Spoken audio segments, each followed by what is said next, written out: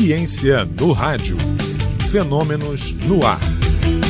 MEC-AM em parceria com o Observatório Nacional. Como é bom, poder falar sobre as ocultações estelares de corpos do Sistema Solar além da órbita de Netuno.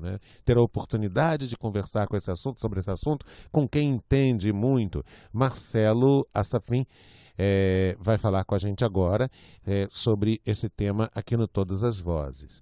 Ele é professor da Universidade Federal do Rio de Janeiro desde 1993 e presidente do Grupo de Trabalho Astronomia com Pequenos Telescópios da União Astronômica Internacional desde 2012.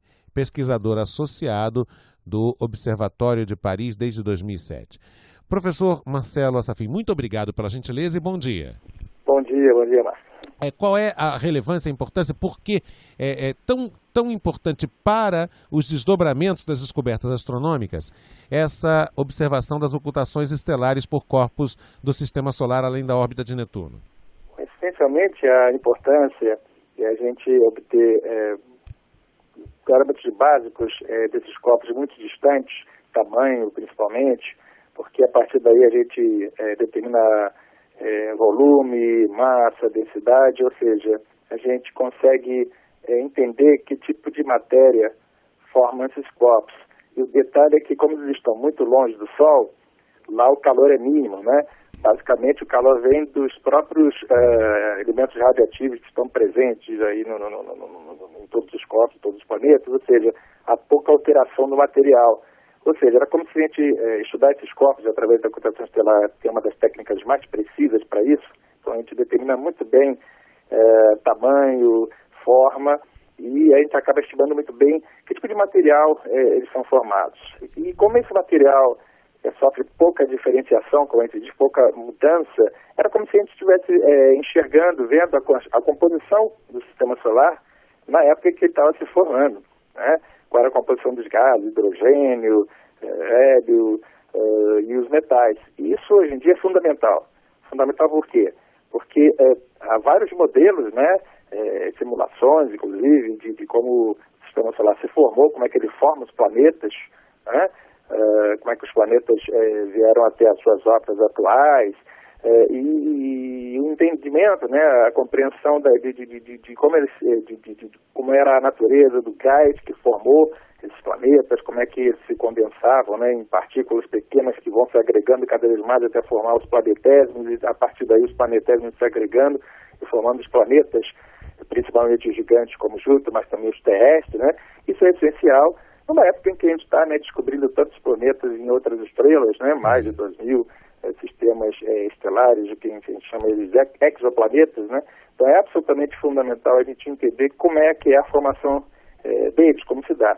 E essa técnica de ocultação estelares, permitindo a gente determinar a forma desses objetos que estão aí, são asteroides, tamanho de 100, 200, 300 quilômetros, orbitando além de Netuno, muito longe do Sol, onde realmente não há nenhum tipo de alteração, basicamente, da composição do material do qual eles eram formados 4 bilhões de anos atrás. Isso é essencial, realmente, para se modelar a origem do Sistema Solar. Agora, como é feito isso? Porque são objetos de difícil observação, pelos motivos que você mesmo já se referia aí no início, a enorme distância do Sol, e o estado da matéria do qual são feitas, e muito pouco alterado em sua formatação.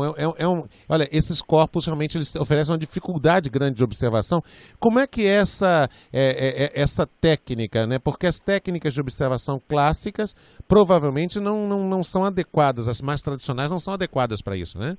Sim, essa técnica, ela é uma técnica até bastante antiga, Na década de 50, chegou a ser usada para a gente mapear o tamanho e forma de asteroides do cinturão principal, corpos bem mais próximos.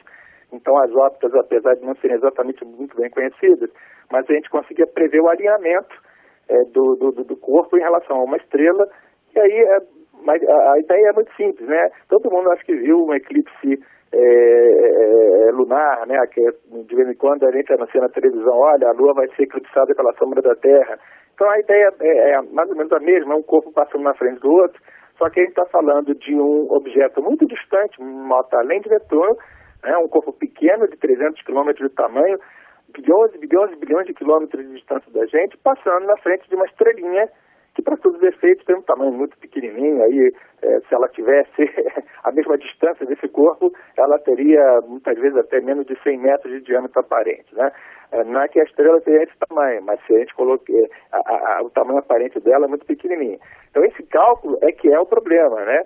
É mais fácil a gente prever e observar um asteroide passando na frente de uma estrela, uma órbita muito mais próxima da Terra. Outra história é a gente fazer essa previsão para corpos que estão a uma distância 30 vezes maiores que essa, 30, 40 vezes a distância entre a Terra e o Sol, por exemplo. E é aí que entra o nosso grupo de pesquisa brasileiro, composto de pesquisadores, estudantes do Observatório Nacional, do Observatório Tuvalon, na UFRJ, onde eu trabalho, e as nossas colaborações com outros institutos estrangeiros, na França, na Espanha, na Austrália, né? Há uma colaboração internacional aí em andamento, ninguém faz nada sozinho, né?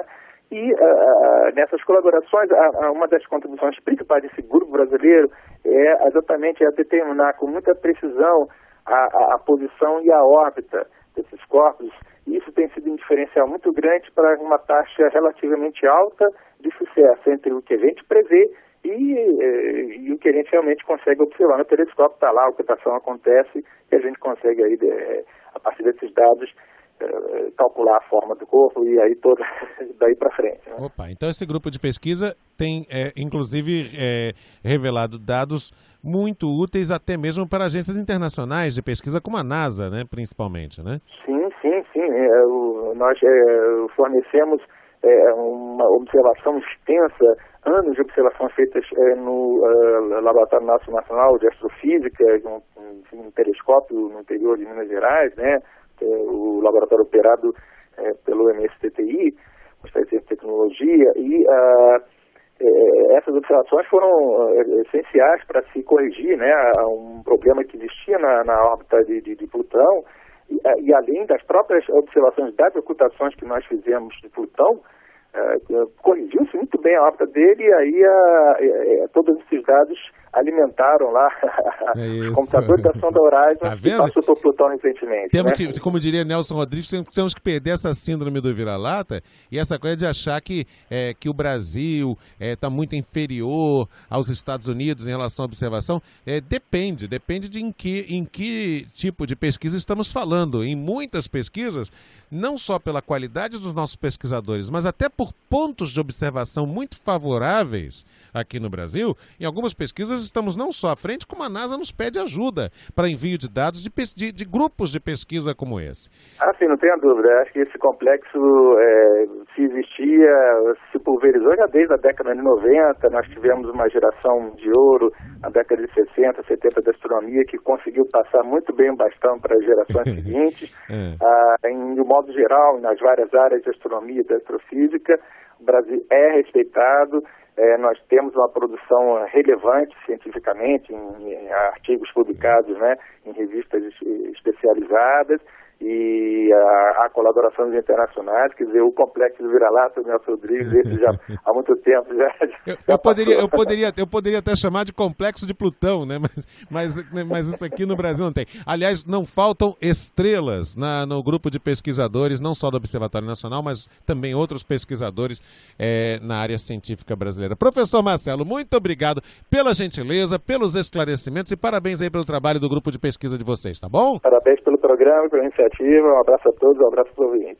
Olha, é gostoso, né, poder fazer uma parceria com o Observatório Nacional, porque a gente ouve termos científicos explicados de maneira bastante didática, né? E há muito tempo a gente gostaria de falar, e hoje tivemos essa oportunidade, né, falar das ocultações estelares aí pelos corpos do Sistema Solar, além da órbita de Netuno. Porque é difícil mesmo a observação, né, gente? São corpos com muito mais dificuldade pela distância em relação ao Sol, e porque eles ficam ocultos mesmo, eles são pequenos corpos, e o Brasil tem muito a ensinar a pesquisadores do Hemisfério Norte a esse respeito. Aqui, na MEC AM, toda quarta-feira, às 9h10, nós temos um encontro com a ciência, porque fenômeno, como eu costumo dizer, fenômeno é natural. Parceria do Observatório Nacional com a MEC AM. Ciência no Rádio. Fenômenos no ar.